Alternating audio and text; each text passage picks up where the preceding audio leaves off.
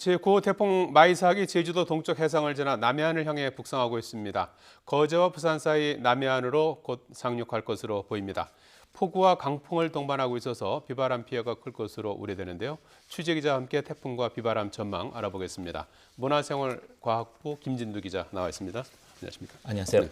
자, 태풍이 제주도 오늘 낮에 오후에 제주도를 지나면서 지금 북상하고 있는 그런 상황이죠. 그렇습니다. 지금 제주도 동쪽 해상을 이제 스쳐 지나서 좀 어디쯤 위치해 있습니까? 제주도를 동쪽을 지났으니까 이미 예. 같은 위도로 봤을 때는 제주도를 지났고요.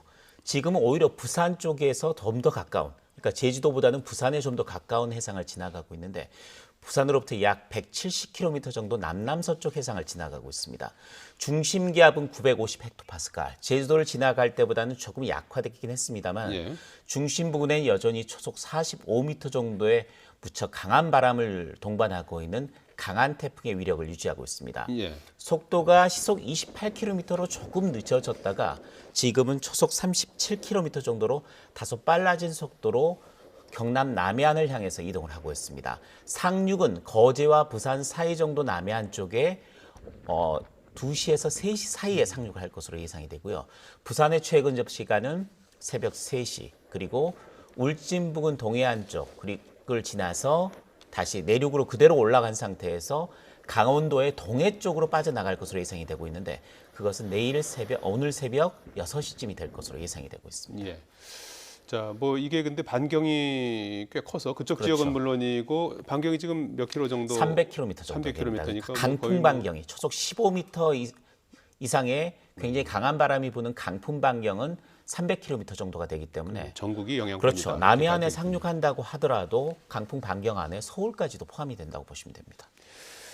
지금 오늘 오후에 제주도 지날 때 그 마이삭의 위력을 보면 지난번 바비하고는 비교할 수 없을 정도로 그렇죠. 상당한 위력과 또 피해를 많이 남기지 않았습니까? 어떤 그렇습니다. 차이가 있습니까? 바비와 마이삭은 제주도 근처를 지났을 때 위력은 거의 비슷했습니다. 아, 그래요? 그런데 예. 바비는 제주도의 서쪽을 지났고요. 예.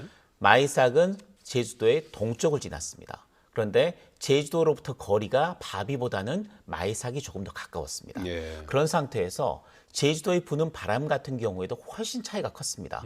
마이삭이 제주 부근을 지날 때 제주도에서 감지된 바람은 고산 지역에서 초속 49.2m가 관측이 됐습니다. 예. 시속으로 따지면 177km. 그러니까 177km로 달리는 차 안에서 창문을 열고 몸을 냈을 때 맞게 되는 그런 바람의 위력인 상황이거든요. 예. 그런데 이 태풍이 제주도를 지나갈 때, 바비가 제주도를 지나갈 때는 그 정도의 바람은 아니었습니다. 예. 36m 정도였습니다. 그러니까 좀 차이가 컸고요. 그만큼 거리상으로 좀 멀었다라는 이야기가 될 수 있습니다. 그리고 바비는 우리나라 서해상을 지나갔는데 내륙 서해안으로부터 150km 이상 떨어진 지역을 지나갔습니다. 예. 그래서 내륙에 미치는 영향이 그렇게 크진 않았습니다.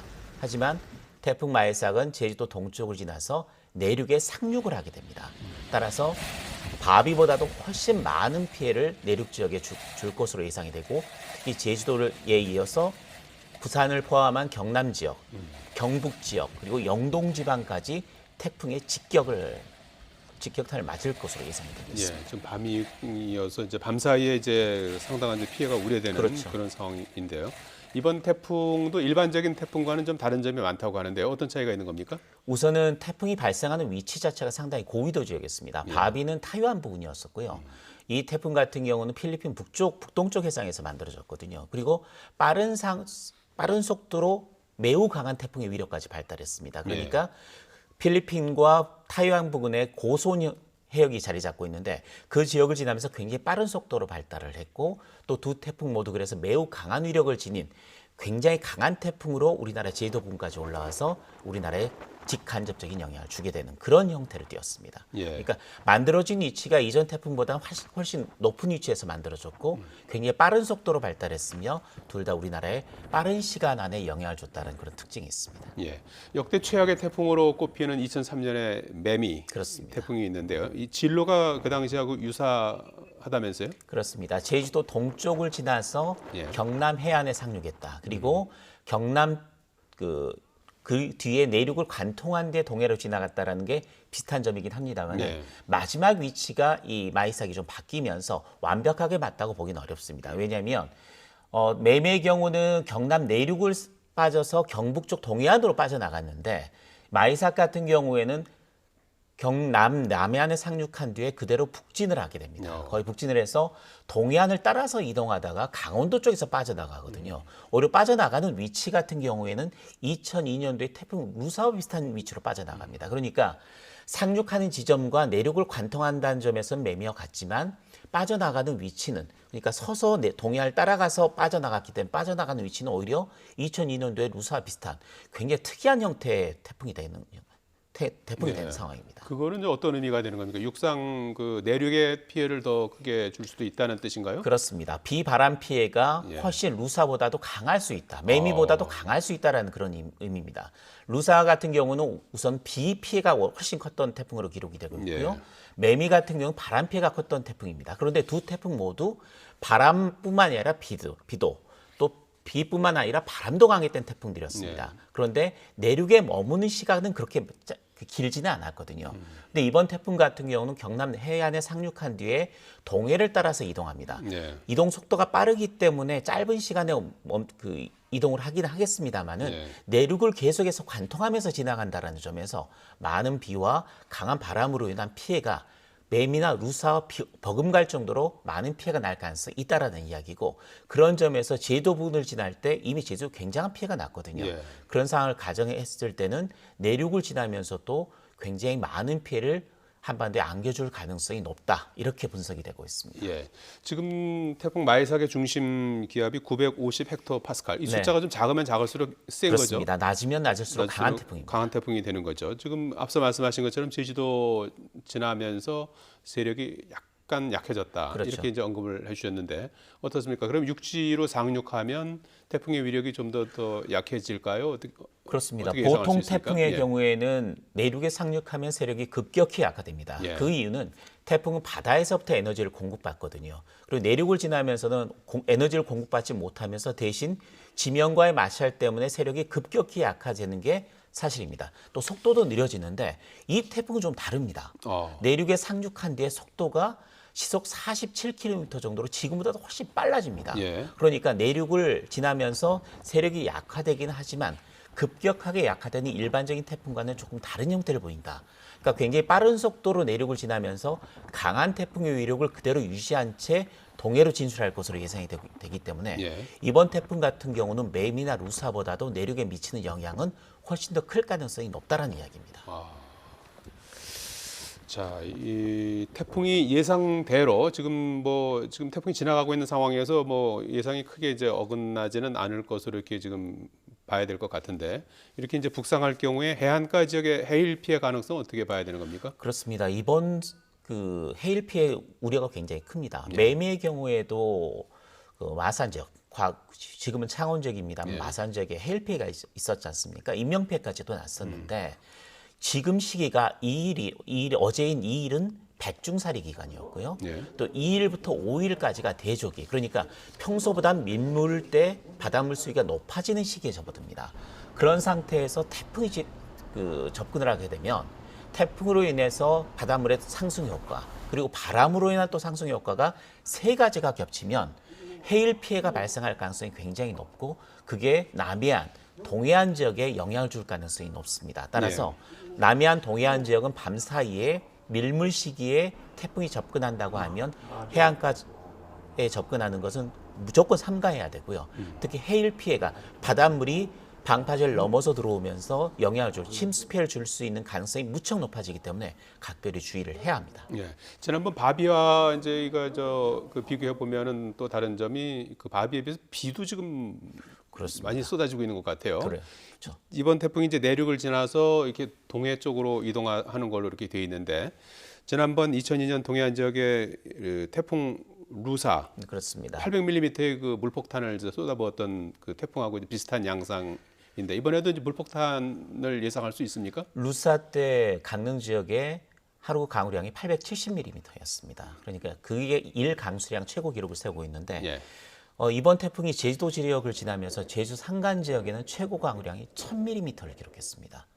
물론 자동 기상 관측 장비이기 때문에 기록이 남지는 않습니다만 예. 제주 산간 지역의 지형적인 효과가 겹치긴 했지만 하루에 1000mm가 넘었고 1m. 그렇습니다. 예.